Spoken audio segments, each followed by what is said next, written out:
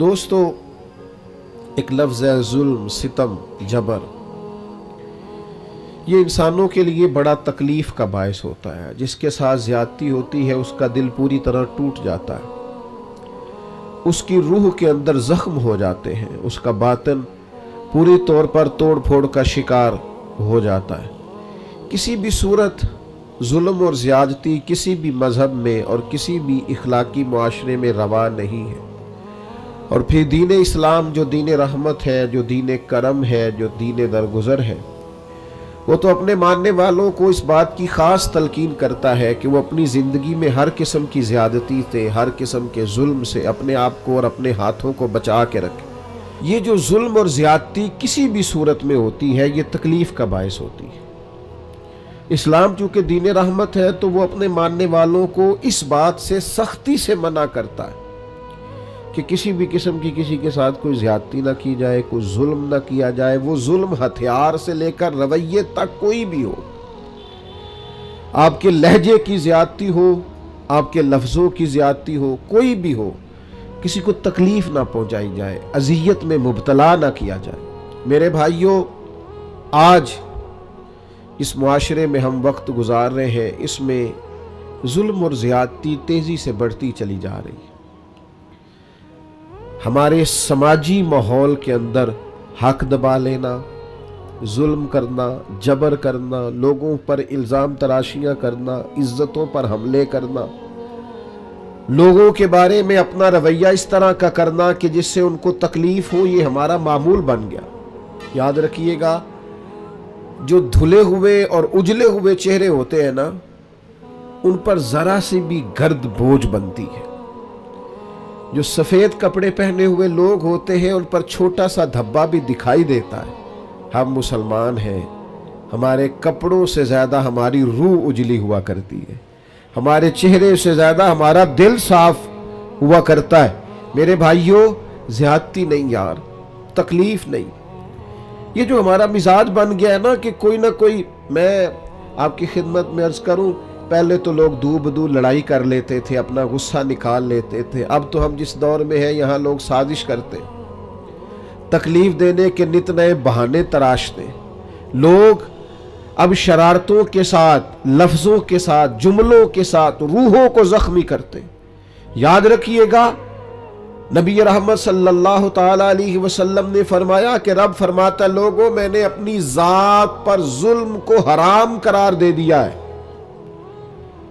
مالک و قادر مطلق ہو کر کریم فرماتا ہے، میں کسی پر ظلم نہیں کرتا، اور تمہارے درمیان بھی ظلم کو حرام قرار دیتا ہوں، کسی پر زیادتی نہ کرنا۔ میں کیسے آپ کو بتاؤں کہ بہویں دروازوں سے لگ کے رو رہی ہے، بہو کا باپ صلح کرانے گیا ہے تو وہ روتا جا رہا ہے اور روتا آ رہا ہے۔ جس کے ہاتھ کوئی سرا آیا ہے کسی کی ڈور کھینچنے کا، پھر اس نے کم نہیں کی۔ کسی شخص کا کئی ہاتھ پڑتا تھا، وہ طاقتور تھا تو اس نے پھر کمزور کو لتاڑنے میں، گھسیٹنے میں کوئی کسر نہیں چھوڑی۔ مومن کی یہ شان نہیں۔ مومن کا مقام تو یہ ہے کہ نبی پاک صلی اللہ علیہ وسلم سے پوچھا گیا، حضور فرماتے حضرت موسیٰ علیہ السلام نے اللہ سے پوچھا، مالک تیری بارگاہ میں معزز کون ہے؟ بڑے لوگ بڑی جگہوں پہ معزز ہے، کوئی خاندان میں معزز ہے، کوئی قبیلے میں معزز ہے، کوئی علاقے میں معزز ہے، کوئی اپنے شعبے میں بڑا معزز ہے۔ اے اللہ تیرے حضور معزز کون ہے؟ تو حضور فرماتے، رب کریم نے حضرت موسیٰ علیہ السلام سے فرمایا، میرے کلیم، جس کے پاس بدلہ لینے کی طاقت ہو اور پھر بھی اپنے بھائی کو معاف کر دے، رب کی نظر میں اس کی بڑی عزت ہے۔ وہ بڑا قابل تکریم ہے، وہ بڑا قابل اعزاز ہے۔ وہ طاقتور تھا، صاحب حیثیت تھا، اینٹ کا جواب پتھر سے دینے کی طاقت رکھتا تھا، وہ تہ و بالا کر سکتا تھا، لیکن کیا کیا اس نے کہ وہ جب قادر آیا، غالب آیا، اس نے معاف کر دیا اللہ کی رضا کے۔ تو ظلم نہیں، جبر نہیں، زیادتی نہیں، تکلیف نہیں۔ اور اگر کوئی ظلم کر رہا ہے تو وہ یہ مت بھولے کہ اگر کسی کو پتہ نہیں ہے کہ میں زیادتی کر رہا ہوں، وہ گھر میں زیادتی کر رہا ہے یا دکاندار ہو کے گاہکوں سے زیادتی کر رہا ہے یا آفیسر ہو کر اپنے ماتحتوں سے زیادتی کر رہا ہے، یا سربراہ ہو کر کسی ادارے کا اس ادارے کے معاملات سے زیادتی کر رہا ہے، استاد ہے تو شاگردوں کے حق میں کسی قسم کی ناانصافی کا مظاہرہ کر رہا ہے، وہ کوئی بھی اگر وہ سمجھتا ہے کہ میں زیادتی کر رہا ہوں، ظلم کر رہا ہوں، اور یہ کہ کسی کو پتہ نہیں چل رہا، میری سازش بڑی کامیاب جا رہی ہے اور میں نے آنکھوں میں دھول جھونک رکھا ہے، تو اللہ کا قرآن بولا، فرمایا وَلَا تَحْسَبَنَّ اللَّهَ غَافِلًا عَمَّا يَعْمَلُ الظَّالِمُونَ، فرمایا اے سننے والے، ہرگز اللہ کو ان کاموں سے بے خبر نہ سمجھنا جو کام ظالم کر رہے ہیں، یہ گمان نہ کرنا کہ رب بے خبر ہے، یہ وَلَا تَحْسَبَنَّ اللَّهَ غَافِلًا، اللہ کو غافل نہ جاننا، معاذ، یہ گمان نہ کرنا کہ اللہ بے خبر ہے ان کاموں سے جو کام ظالم کر رہے ہیں، تو یا اللہ اگر تو باخبر ہے اور اگر آشنا ہے اور حقیقتاً ہے اور یقیناً ہے اور ایمان ہے کہ ہے، تو پھر ظلم ہوتا جا رہا ہے، پھر جبر ہوتا جا رہا ہے۔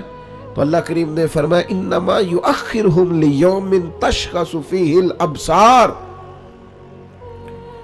فرمایا رب انہیں اس دن کے لیے مہلت دے رہا ہے جس دن پھر آنکھیں کھلی کی کھلی رہ جائیں گی، اس قیامت کے دن تک کے لیے اللہ مہلت دے رہا ہے جس دن پھر نگاہیں پھٹ جائیں گی، آنکھیں کھلی کی کھلی رہ جائیں گی۔ دوستو یاد رکھنا، ظلم کی 3 قسمیں، شرک بھی ظلم ہے، قرآن مجید نے کہا ان الشرک لظلم عظیم، بے شک شرک بہت بڑا ظلم ہے، یہ اللہ کے ساتھ زیادتی ہے کہ مالک اللہ ہو، خالق اللہ ہو، رازق اللہ ہو، قادر اللہ ہو اور انسان اس کے ساتھ شریک ٹھہرائے۔ ایک تو یہ شرک ہے، ایک شرک اپنی ذات پر بھی شرک ہوتا ہے۔ جو لوگ گناہ کرتے ہیں نا، جو لوگ اللہ کی نافرمانی کر کے اپنے لیے دوزخ اکٹھی کرتے ہیں، وہ اپنی جان پر ظلم کرتے ہیں، گناہ کر کے، زیادتی کر کے، اللہ کی نافرمانی کر کے۔ قرآن مجید نے کہا وَمَن يَتَعَدَّ حُدُودَ اللَّهِ فَأُولَٰئِكَ هُمُ الظَّالِمُونَ، فرمایا وہ جو اللہ کی حدوں کو توڑتے ہیں وہ ظالم ہے، اپنی جان پر ظلم کر رہے، وہ اپنے ساتھ زیادتی کر رہے۔ اور جو کسی پر ظلم کرے وَلَا تَحْسَبَنَّ اللَّهَ غَافِلًا عَمَّا يَعْمَلُ الظَّالِمُونَ، وہ یاد رکھے کہ اللہ بے خبر نہیں ہے، اللہ کو علم ہے، اللہ نے ڈھیل دے رکھی۔ نتیجہ کیا نکلے گا؟ نتیجہ یہ نکلے گا جو تھوڑی سی بھی زیادتی کر رہا ہے نا، اسے 3-4 نقصان ہوتے ہیں۔ سب سے پہلا نقصان تو یہ ہوتا ہے کہ اللہ ظالموں کو پسند نہیں کرتا، تو جس کو رب پسند نہ کرے وہ پھر کسی کا پسندیدہ رہ سکتا، اس کی زندگی سکون قرار والی ہو سکتی۔ اگر کوئی ظالم ہے تو لا یحب الظالمین، اللہ ظالموں کو پسند، بڑا ظلم کر لے جس نے کرنا ہے، جتنی زیادتی کرنی ہے کر لے، لیکن اللہ کہتا ہے انہ لا یفلح الظالمون، ظالم کبھی کامیاب نہیں ہو سکتا۔ ہزاروں بچے قتل کرائے تھے فرعون نے، یذبحون ابناءکم ویستحیون نساءکم، وہ بچوں کو قتل کرا دیتا، عورتوں کو زندہ رکھتا کہ حضرت موسیٰ علیہ السلام پیدا نہ ہو۔ ایک الجھا ہوا خواب دیکھ کر اس نے اتنے بچے ذبح کرائے اور معاذ اللہ خدا کہلوایا، مطلق، کوئی اس کو پوچھنے والا نہ تھا، لیکن رب کیا کہتا ہے وَأَغْرَقْنَا آلَ فِرْعَوْنَ، ہم نے فرعون کو بھی غرق کر دیا اور فرعون والوں کو بھی غرق ہی ہوا ہے۔ کامیاب ظالم کبھی کامیاب، ایک بہت بڑی سزا ہے ظالم کے لیے، اور میرا خیال ہے اس سے زیادہ سزا نہیں ہو سکتی جو میں اب بیان کرنے لگا ہوں۔ واللہ لا یہدی القوم الظالمین، اللہ فرماتا ہے یہ جو ظالموں کی قوم ہوتی ہے نا، اسے اللہ ہدایت نہیں دیتا۔ ہوئے ہوئے ہوئے، ظالموں کو اللہ ہدایت، یہ اس کا فیصلہ ہے۔ تم زیادتی کر رہے ہو، ظلم کر رہے ہو، اندھے ہو جاؤ گے، تمہارا شعور چھین لیا جائے گا، تمہیں یہ پتہ ہی نہیں چلے گا کہ ہم کتنا بڑا جبر کر رہے ہیں، تمہاری وہ صلاحیتیں سلب کر لی جائیں گی، سوچنے کی، سمجھنے کی۔ بہت ساری ڈگریوں کے باوجود بھی बहुत सारे इल्म के बावजूद भी, बहुत सारी तालीम के बावजूद भी गुमराह के गुमराह रह जाओ। क्यों? कि वल्लाहु ला यहदिल कौमल ज़ालिमीन, अल्लाह जालिमों की कौम को हिदायत, और इंसान के पास डिग्री हो और शऊर ना हो, ताकत हो शऊर ना हो, माल हो शऊर ना हो, उसके पास सारा कुछ हो और वो गुमराही में भटकता फिरे, ये कुछ छोटा नुकसान है? मेरे भाइयों याद रखिएगा, रब फरमाते हैं अल्लाह एक तो जालिमों से अल्लाह जालिम को पसंद नहीं करता, जालिम कभी कामयाब नहीं होता, और फरमाया जालिमों को अल्लाह हिदायत, ये बहुत बड़ी सजा है कि इंसान जालिम हो, जाबिर हो और उसे हिदायत नसीब ना हो, ये बहुत बड़ी सजा है। अब होता क्या है, जुल्म करता क्या है?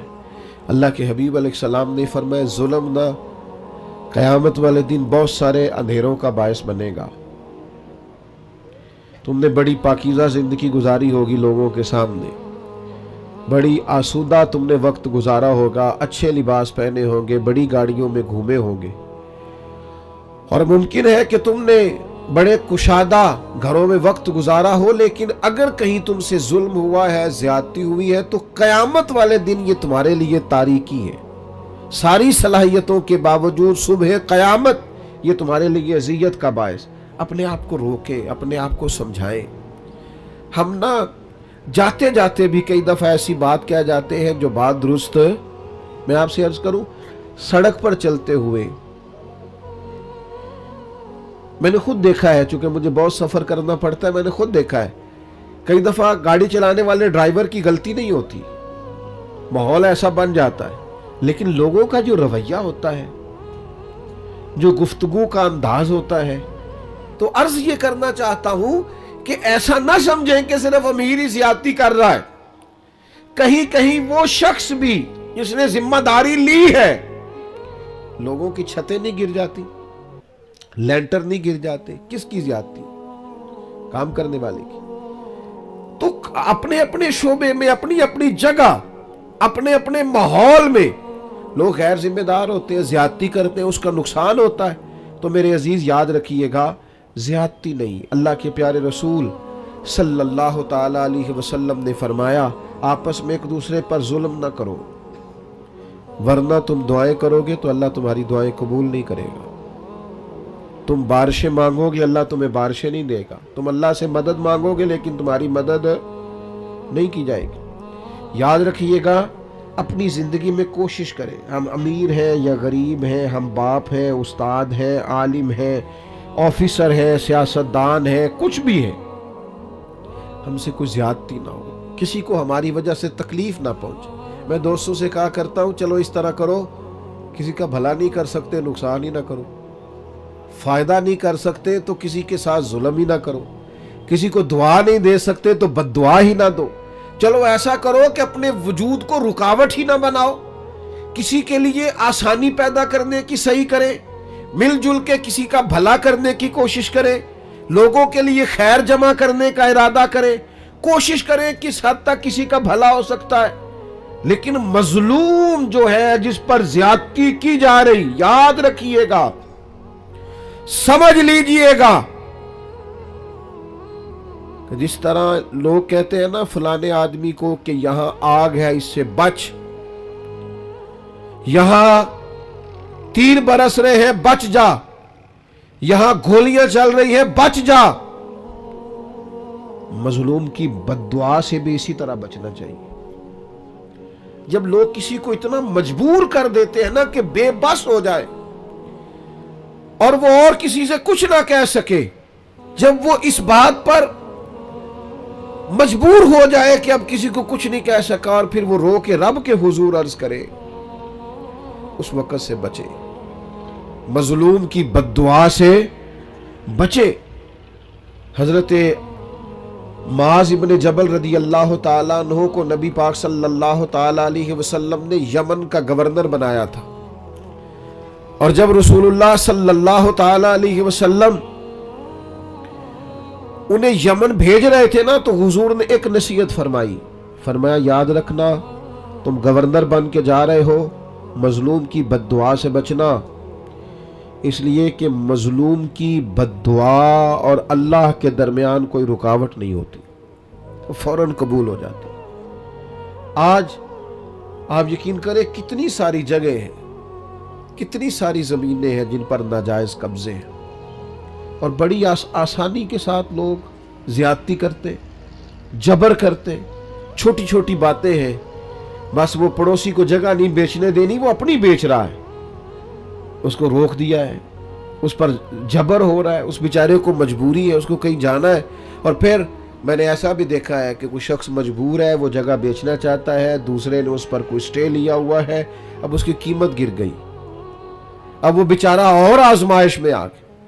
نبی رحمت نور مجسم شفیع معظم صلی اللہ علیہ وسلم نے فرمایا جس نے کسی کی بالشت بر زمین پر قبضہ کیا ناجائز، ایک بالشت، ایک گٹ، اللہ قیامت والے دن 7 زمینوں کا طوق بنا کے اس کے گلے میں ڈال دے گا۔ ایک حدیث میں فرمایا 7 زمینوں میں دھنسا ڈالے گا۔ کیوں ناجائز قبضے کرتے؟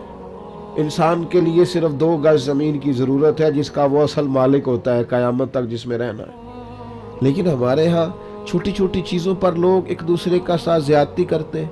اور بھائیوں، اگر بادشاہ چاہتے ہیں نا ان کے محل سلامت رہے تو وہ کوشش کرے کسی کی جھونپڑی کو تکلیف نہ دے۔ اگر وہ چاہتے ہیں نا ان کے بڑے بڑے مینار قائم رہے تو وہ کبھی بھی کسی غریب کی کٹیا گرانے کا خیال اپنے دل سے نکال دے۔ اگرچہ تم بڑے بنگلوں میں بستے ہو، لیکن ہو سکتا ہے کسی غریب کی دعا کی برکت سے ہی اللہ نے تمہیں کشادہ گھر دے رکھا ہو سکتا ہے کسی مسکین نے جو تمہارے گھر سے لقمہ کھا کے تمہارے لیے ہاتھ اٹھائے ہو، اس کی برکت سے اللہ نے تمہیں یہ سعادت دے رکھی ہو۔ تو بھائی ظلم نہیں، زیادتی نہیں۔ نبی پاک صلی اللہ تعالی علیہ وسلم نے ارشاد فرمایا کہ رب فرماتا ہے 3 طرح کے لوگ ایسے ہیں قیامت کے دن میں، اللہ فرماتا ہے میں ان کے خلاف کھڑا ہوں گا، میں ان لوگوں کا مخالف ہوں گا، اور 3 طرح کے لوگ ایسے ہیں میں ان کا وکیل بنوں گا۔ یہ حدیث صحیح بخاری میں موجود ہے۔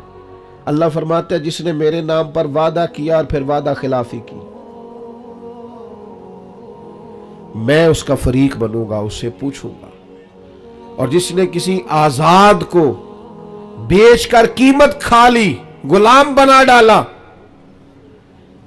قیامت میں میں اس کا فریق بنوں گا۔ اور سننا، نبی کریم علیہ السلام نے فرمایا، صحیح بخاری میں موجود ہے، رب فرماتا ہے جس نے کسی کو مزدوری پہ رکھا، پھر مزدور سے کام تو پورا لیا لیکن مزدوری نہ دی، اللہ فرماتا ہے میں قیامت میں اس کا فریق بنوں گا۔ آپ یقین کریں مجھے مکے اور مدینے میں لوگ تڑپتے اور روتے ہوئے ملے ہیں کہ حضرت صاحب محنت کی ہے، مزدوری کی ہے، پر مالک نے پیسے نہیں دیے، تنخواہیں کھا گیا، گھر چھوڑا ہے، بچے چھوڑے ہیں، پردیس میں بیٹھے، لیکن لوگ سمجھتے ہی نہیں۔ جہاں بھاگ جا جگہ سے ملتے ہیں لے لے، ہاں ملتے ہیں، کیوں نہیں ملتے، یہ ملیں گے۔ انما یؤخرہم لیوم تشخص فیہ الابصار، یہ تمہیں قیامت میں دینے ہیں۔ تم نے کہا جاؤ جہاں سے ملتے ہیں لے لو، ملتے ہیں، رب دیتا ہے اور اپنے فضل سے دیتا ہے، اور وہ دے گا اور تم دیکھو گے تمہیں دینے پڑیں گے۔ یاد رکھیے گا مظلوم کے ساتھ زیادتی بالکل قطعاً نہیں، اور مظلوم کوئی بھی ہو، کسی طرح کا بھی ہو، ذمی ہو، کسی مسلمان ملک میں رہتا ہو لیکن کافر ہو، اس کے ساتھ بھی زیادتی کی اجازت اللہ کے پیارے رسول صلی اللہ تعالی علیہ وسلم نے فرمایا جو شخص کسی ذمی پر ظلم اور زیادتی کرے یا اس سے اس کی طاقت سے زیادہ کام لے یا اس کی کوئی چیز اس کی مرضی کے بغیر لے، تو فرمایا قیامت کے دن میں اس ذمی کافر کا وکیل بن کے گویا اپنے امتی پر مقدمہ کروں گا۔ کیوں زیادتی کی تم نے؟ کیوں ظلم کیا؟ میرے بھائیوں ہمیں نا حساس ہونا پڑے گا، تھوڑا سا ان چیزوں کو سمجھنا پڑے گا۔ ہمارے گھروں میں بڑی زیادتیاں ہوتی ہیں، ہم چپ رہتے ہیں، آپ نے ناراض نہیں ہونا، بعض جگہ پہ ساتھ زیادتی کر رہی ہوتی ہے، سسر صاحب اپنی عزت بچائے بیٹھے، یہ زیادتی ہو رہی ہے اور تیرے سامنے ہو رہی، اور تو اس لیے دانت دبائے بیٹھا ہے کہ تو اگر بولے گا تو پھر تیرے بارے میں بھی بات ہو جائے گی، اپنا دفاع کرتے کرتے ظلم کو دیکھتا جا رہا ہے۔ ہمارا دوست اپنے ملازم پر زیادتی کر رہا ہوتا ہے، ہمیں خبر ہوتی ہے، لیکن ہم کہتے ہیں مجھے کیا لگے، میرے تعلقات تو ٹھیک چل رہے ہیں نا۔ ہمارے اڑوس پڑوس میں بہت سارے لوگ ظلم کا، جبر کا، زیادتی کا بازار گرم کیے ہوئے ہوتے ہیں، لیکن ہم گونگے بنے رہتے ہیں، جان بوجھ کے اندھے بہرے بنے رہتے ہیں۔ ہم ہاتھ روک سکتے ہیں۔ اللہ کے حبیب علیہ السلام نے فرمایا ظالم کی بھی مدد کرو اور مظلوم کی بھی مدد کرو۔ میرے عزیز یاد رکھیے گا، حضور علیہ السلام نے فرمایا اپنے بھائی کی مدد کرو، چاہے ظالم ہو چاہے مظلوم ہو۔ تو فوراً صحابہ نے عرض کی یا رسول اللہ صلی اللہ تعالی علیہ وسلم، مظلوم کی مدد تو سمجھ میں آتی ہے، یہ ظالم کی مدد کیسے کرے؟ اللہ کے حبیب نے فرمایا اسے ظلم سے روک دو، یہی اس کی مدد ہے۔ اسے سمجھا دو کہ بھئی یہ تو زیادتی کر رہا ہے، یہ تو غلط کر رہا ہے، اس سے تو اپنے لیے دوزخ کٹھی کر رہا ہے، اسے سمجھا دو، قائل کر دو، اسے اس ظلم سے روک دو، بڑی مدد ہے، اس کی دنیا اور آخرت بچ جائے گی، اسے قائل کرو۔ تھوڑی دیر کے لیے آپ کو برا بھلا ہی کہے گا نا، ہمارا مخالف ہی ہو جائے گا نا، کوئی حرج نہیں۔ بندہ مخالف ہو جائے اور اللہ راضی ہو جائے تو یہ سودا مہنگا ہے، یہ تو بڑا سستا سودا ہے، بندہ مخالف ہو جائے اور اللہ راضی ہو جائے، اس میں کیا حرج؟ اس لیے مدد کرے اور خوب مدد کرے۔ میں آپ کی خدمت میں عرض کروں، یہ جو ظلم ہوتا ہے نا، یہ بھولتا نہیں۔ تھوڑی سی بھی زیادتی کسی کے ساتھ ہونا تو اس بندے کو بھولتی یاد رہتی ہے۔ جب قیامت میں غریبوں کو اللہ اختیار دے گا کہ ان لوگوں کو بلاؤ جنہوں نے زیادتیاں کی تھی، تو پھر غریب اس دن طاقتور ہوں گے خدا کے فضل سے، تمہیں کٹہروں میں کھڑا کیا جائے، اس لیے مارا تھا۔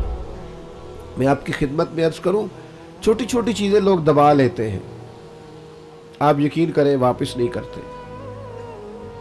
اور پھر لفظ کیا ہے، جا جہاں سے ملتی ہے وہاں سے لے لے، جہاں سے تجھے میسر آتی ہے وہاں سے جا کے۔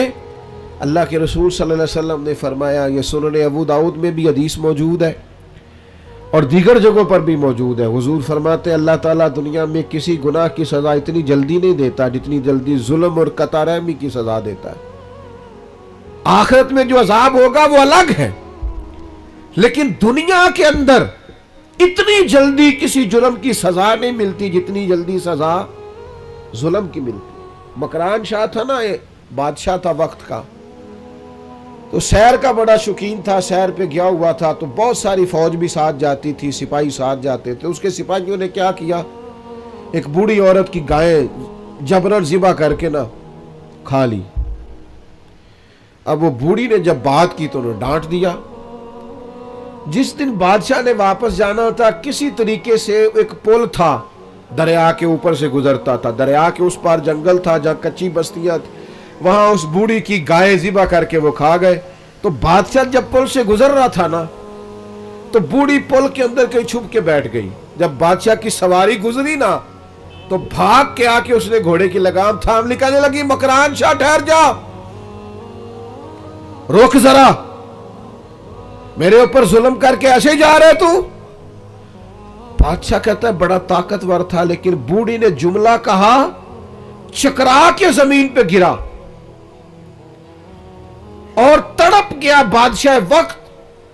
بوڑھی کہنے لگی میں بیوہ بے اولاد ہوں، تیرے سپاہی میری گائیں ظلمن جبرن ذبح کر کے کھا گئے ہیں، اس پل پر چھپ کے بیٹھی تھی، میں نے بڑی مشکل سے تیرا گھوڑا روکا ہے، لگام تھامی ہے، بس ایک سوال کا جواب دے کہ میری گائے کا حساب اس پل پہ دینا ہے کہ پل صراط پہ دینا ہے،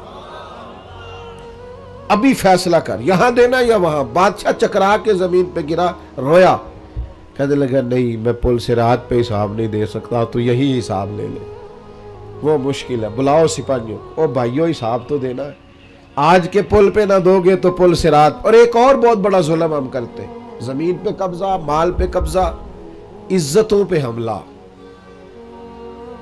راز نہ ہونا۔ ہمیں عادت ہو گئی ہے غیبت کرنے کی۔ میں ایک جگہ پہ گیا ہوا تھا تو ایک صاحب مجھے کہنے لگے جی یہ جس مسجد میں آپ آئے ہیں نا، اس مسجد کے مولوی صاحب اور کمیٹی کے ساتھ مل کے بڑے پیسے کھا گئے مسجد کے۔ اتنی مجھے تکلیفات باتوں کا بڑا غصہ آتا ہے۔ میں نے اس سے کہا کہ آپ نے کتنے دیے پیسے؟ کہنے لگا جی نہیں میں جو نہیں دیتے لوگوں نے دیتے نہیں. تو میں کہ یار آپ ہی لوگ پوچھ لیں گے تو کیوں ایڈا پریشان ہے. عجیب تیرا فلسفہ بھائی, تو ایک عالم دین کی عزت پر تو حملہ کر رہا ہے, تجھے پتہ ہی نہیں.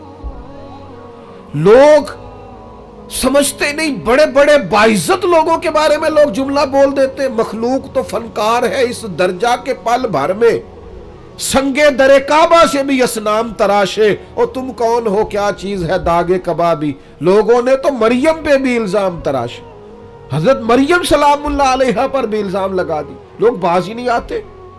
حضرت عمر کا زمانہ تھا, حضرت سعد بن ابی وقاص یہ 7ویں مسلمان ہیں اور نبی پاک علیہ السلام کے ماموں ہیں رشتے میں.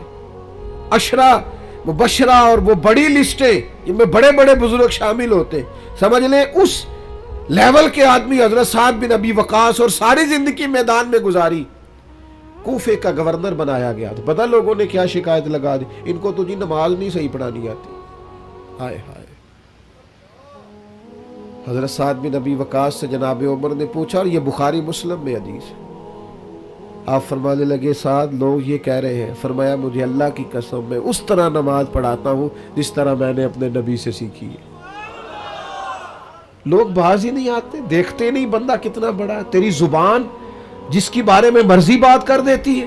حضرت سعد بن ابی وقاص رضی اللہ تعالیٰ عنہ سے کے بارے میں جب شکایات آئیں کوفہ سے, تو حضرت عمر نے بندہ بھیجا, فرمایا تفتیش کرو. جس جس جگہ لوگ گئے, صحابہ گئے تفتیش کرنے, معلومات کرنے, حقیقت پوچھنے, ہر ایک نے جناب سعد کے لیے دعا کی. کہا اتنا اچھا آدمی. لیکن ایک شخص تھا اسامہ بن قتادہ ابو سعدہ, وہ کھڑا ہو گیا. اس نے 3 باتیں کی. کہنے لگا جی دیکھیں کتنے بڑے آدمی کی عزت پر حملہ کر رہا, کتنا بڑا ظلم کر رہا. کہنے لگا جی ایک تو یہ لوگوں کو جنگ میں بھیج دیتے, خود نہیں جاتے. ایک مال غنیمت صحیح تقسیم نہیں کرتے. ایک فیصلے ٹھیک نہیں کرتے. حضرت سعد بن ابی وقاص 7ویں مسلمان, نبی پاک کے ماموں, قربان جائے. حضرت سعد کو بڑی تکلیف ہوئی. جب عزت دار آدمی کے بارے میں لوگ بات کرتے دل ٹوٹ جاتا. تڑپ گئے اور عرض کرنے لگے یہ بخاری مسلم کی صحیح حدیث جید سند کے ساتھ حدیث عرض کر رہا ہوں. حضرت سعد بن ابی وقاص اللہ کے حضور عرض کرنے لگے مالک اگر یہ بندہ جھوٹا ہے نا تو اس نے میرے بارے میں 3 باتیں کی ہیں, میں بھی 3 بد دعائیں اسے دیتا ہوں. اللہ ایک اس کی عمر لمبی کر دے, ایک اس پر محتاجی غالب کر دے, ایک اسے فتنوں میں مبتلا کر دے. لوگ کہتے ہیں اس کی اتنی لمبی عمر ہو گئی تھی کہ یہ بھویں اس کی جھک گئی تھی اور گلیوں میں مانگتا پھرتا تھا. بڑھاپا تھا, چلا نہیں جاتا تھا, لیکن معاذ اللہ فتنے کا یہ حال تھا. اس حالت میں بھی لڑکیوں کو چھیڑتا. لوگ لانتے برساتے, کہتے تو کیا کرتا ہے؟ تو کہنے لگا لوگوں تمہیں پتہ نہیں مجھے جناب سعد بن ابی وقاص کی بد دعا لگ گئی ہے. یہ بد دعائیں پیچھا کرتی ہیں, نیند میں سراغ کر دیتی ہیں. مجھے بے چینی رہتی ہے, بے قراری رہتی ہے, مجھے اضطراب رہتا ہے, مجھے گھر میں نیند نہیں آتی. اور غور کر تو نے بد دعا تو نہیں لے لی کسی مظلوم کی؟ سوچ, کسی کو تکلیف تو نہیں دے بیٹھا, کسی کا مال تو نہیں دبا لیا, کسی کی عزت پر حملہ تو نہیں کیا. نبی اکرم صلی اللہ تعالی علیہ وسلم نے فرمایا, مسند احمد میں موجود ہے, فرمایا مظلوم کی آہ اللہ ضرور بالضرور سنتا ہے. مظلوم کی, یہ یاد رکھنی ہے آپ نے حدیث, مظلوم کی بد دعا اللہ ضرور سنتا ہے. اگرچہ مظلوم فاسق فاجر ہو, اگرچہ مظلوم کافر ہو, اس کے کفر کا وبال اس پر, اس کے گناہ کا وبال اس پر, لیکن اگر کسی بندے نے اس پر ظلم کیا تو اللہ اس کی بات کو ضرور سنے. اور ہم تو عزت دار لوگوں کے بارے میں باز نہیں آتے, باوقار لوگوں کے بارے میں باز نہیں آتے. اولیاء اور صوفیاء کے بارے میں لوگوں کی زبانیں کھل گئی ہیں, لوگ بات سمجھتے نہیں کس کے بارے میں کیا کہہ رہے ہیں. میں آپ کو یقین کے ساتھ کہتا ہوں, پہلے ہم یہ کبھی سنا کرتے تھے اور یہ ہمارے تجربے تھے, باتیں گزری تو ہمیں سمجھ آئی, تجربے سے گزری تو سمجھ آئی کہ تلوار کے زخم بھر جاتے ہیں, زبان کے زخم بھرتے نہیں. ओ मेरे दोस्तों, किसी को कोई थप्पड़ मारता है तो वो दर्द चंद लम्हों के लिए है, लेकिन किसी को गाली देते हो तो वो जख्म भरता। और अगर अपने किसी प्यारे के बारे में बैठ के कई गीबत करते हो ना, मैंने एक दफ़ा अपने एक दोस्त के बारे में उसकी गैर मौजूदगी में कहा था, मैंने कहा यार सारी दुनिया बात कर लेती, तू ना करता।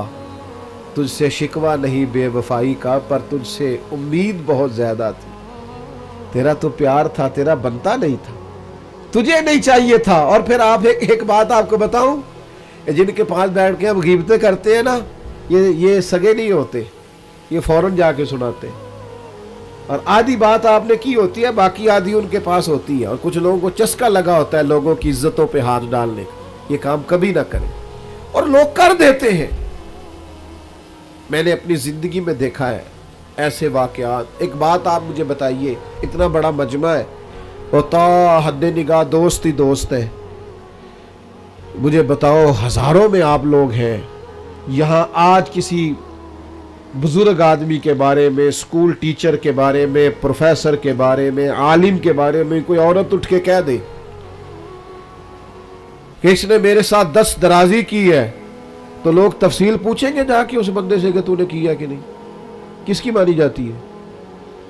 कोई तफसील ही नहीं पूछता, कोई किसी तरफ जाता ही नहीं, कोई वजाहत ही नहीं लेता, बात घूम जाती है।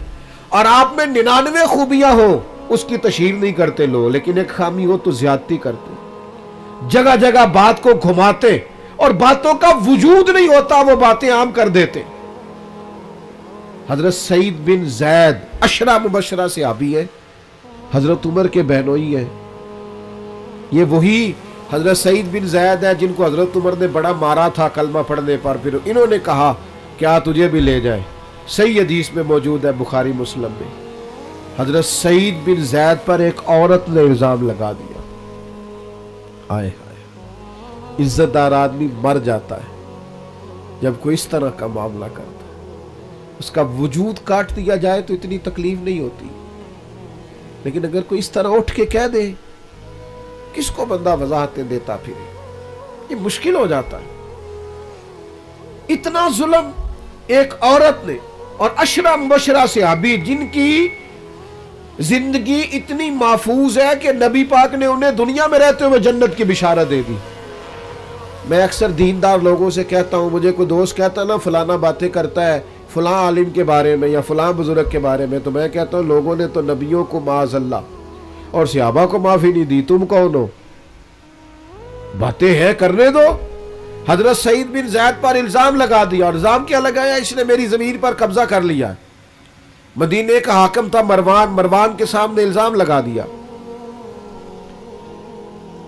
हजरत सईद बिन जैद हाकिम के पास तशरीफ लाए। हाकिम कहने लगा ये खातून इल्ज़ाम लगाती है कि आपने इसकी ज़मीन पर कब्ज़ा किया है। हज़रत सईद बिन ज़ैद कहने लगे मैंने अपने नबी से सुना है, जो किसी की एक बालिश्त ज़मीन पर कब्ज़ा करेगा 7 ज़मीनों का तौक उसके गले में डाला जाएगा। ये हदीस सुनकर भी मैं ये काम करूँगा? कहा औरत कह रही है मैं इस हदीस को सुनने के बाद आपसे कोई वजाहत नहीं मांगता।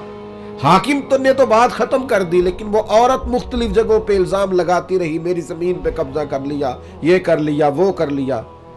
दिल टूट गया हजरत सईद बिन जैद का, तकलीफ में आ गए और फिर तड़प के हाथ उठाए, मजलूम थे ना, कहने लगे अल्लाह अगर ये औरत झूठी है उतनी देर तक इसे मौत न देना जब तक ये अंधी ना हो जाए, और इसे इसकी जमीन में ही मारना, इसकी जमीन में इसकी कब्र बनाना। इतने इज्जतदार आदमी पे जुल्म किया, इल्जाम लगा दिया, इज्जत पे हाथ डाल दिया। लोग कहते हैं फिर वो औरत अंधी हुई, फिर वो दीवारों को टटोल टटोल के हाथ रख रख के चलती थी। लोग कहते थे क्या हो गया आंखों को? कहती थी सईद बिन जैद की बद्दुआ लग गई, ये दुआ लग गई है मुझे उनकी। टटोल टटोल के घूमती थी, उसकी अपनी जमीन में कुआं था, एक दिन अपने ही जमीन में अपने ही कुएं में गिर के मर गई। हजरत सईद बिन जैद की वो बद्दुआ जो की थी आपने, वो पूरी हुई। दोस्तों किसी को इतना न सताए कि वो हमारी शिकायत रब के हुजूर कर दे। اپنے آپ کو سمجھائیں، اپنے آپ کو نرم کریں، اپنی طبیعت پر ان باتوں کا اثر کریں کہ ہمیں کسی کے ساتھ کسی قسم کی کوئی زیادتی، نہ کسی کا مال، نہ کسی کی زمین، نہ کسی کی عزت، نہ اور کسی طرح بھی کسی کے ساتھ کوئی ظلم کرنا